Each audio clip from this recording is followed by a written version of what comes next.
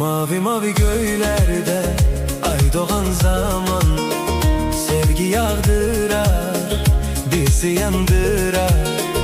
Ele bir dost olsun, ele bir yar olsun, kalbimiz her inletsin. Mavi mavi göylerde ay doğan zaman sevgi yağdırar, bizi yandırar.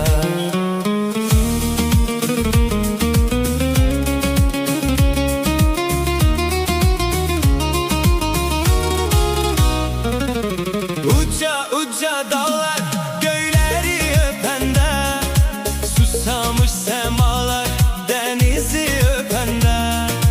Uca uca dağlar göyleri öpende, susamış semalar denizi öpende. Kollarda sarılmağa, kucakta sıkılmağa, könlüm arzular, hardadır o dildar. Ele bir hemdem, ele bir yar olaydı, kalbini serinletsin. Mavi mavi göylerde ay doğan zaman sevgi yağdırar, bizi yandırar.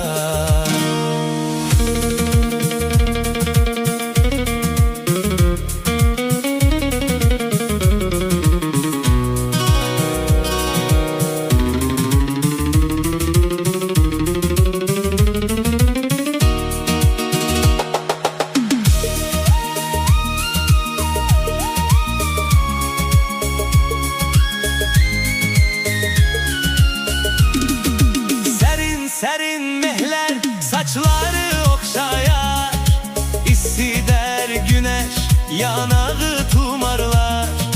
Serin serin mehler saçları okşayar, hisseder güneş yanağı tumarlar.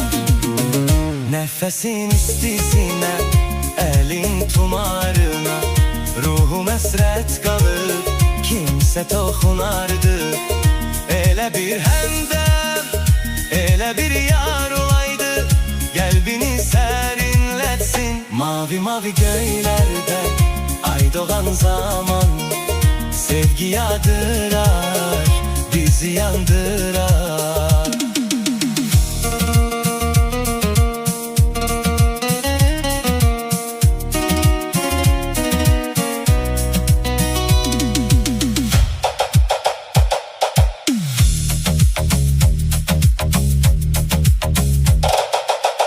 Haşırla yağan yağış okun atanda, rengarenk yağışlarda canım ıslananda.